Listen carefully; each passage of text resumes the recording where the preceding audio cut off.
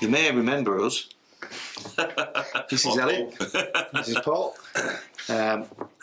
Existing buildings, future-proofing, we've tried to touch on a little bit, but one of the things that's sort of coming through at a rate of knots is electric vehicles. How is this going to affect what we've got in our existing buildings for us as owners, as well as the way we deal with it as engineering? Over to you, Paul. First up, power. So, Power. The power consumed will go up. You'll probably need to assess your building's power supply in relative to the EV stations that you're providing. Is there any guidance around how many EV stations we should be providing? Or is that down? Do you know if that's just down to the owner? That's something that's always been. Presently, my view is that that's just down to the owner at present. But I think obviously demand's going to be going up, and that's the long and the short of it. So it will be very prevalent very soon. If it isn't already. How do we do that? So is that about bringing new mains in and look, potentially. I mean, obviously, maximum demands of any building is how you determine what your power supply is going to be. Yeah. If it does increase your maximum demand, the chances are you might have to make an application to the authority, to the supply authority. They're the only people who know exactly how much power you are drawing and how much they're prepared to give you.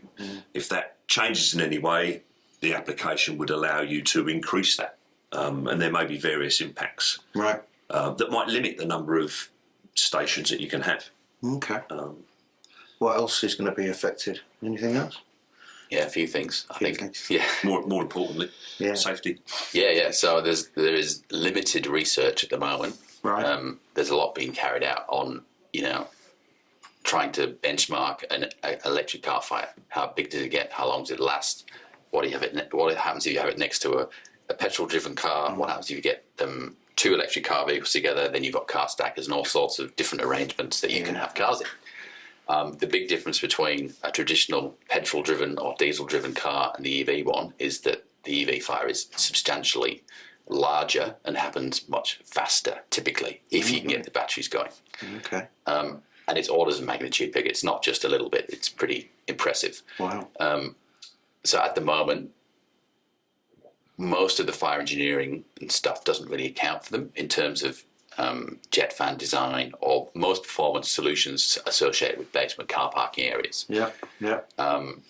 When jet fans are used in lieu of ducts, there are various steps that we have to walk through from the fire brigade, how we model that to demonstrate their work. The concern is that they will basically move heat away from sprinkler heads, for example. Right. Then the sprinkler won't go off.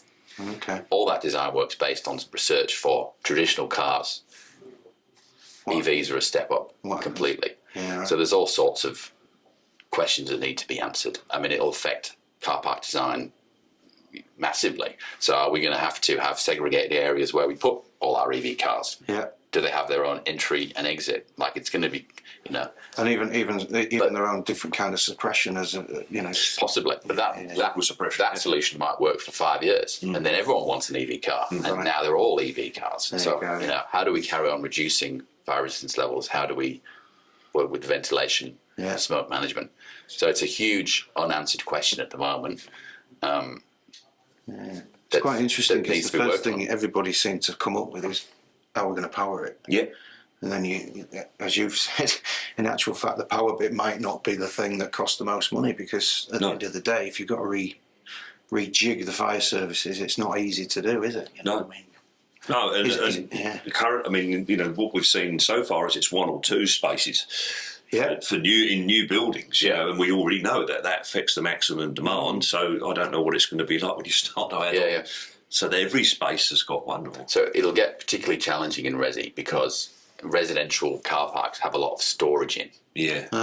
So as the amount of storage increases, storage attracts a much higher fire resistance level than a car park. Right. So a lot of the work we do is taking it from 4 hours back to 2, which is obviously a money saving, but it makes the thing much easier to construct and build. Column sizes go down, your slabs get thinner, all that sort of stuff. And if we can't do that because we've got a car park full of electric vehicles, height would be a big factor then. Yeah, so there's all sorts of Yeah, right. You know, if your height goes down, are you forced to use jet fans? Well, we can't.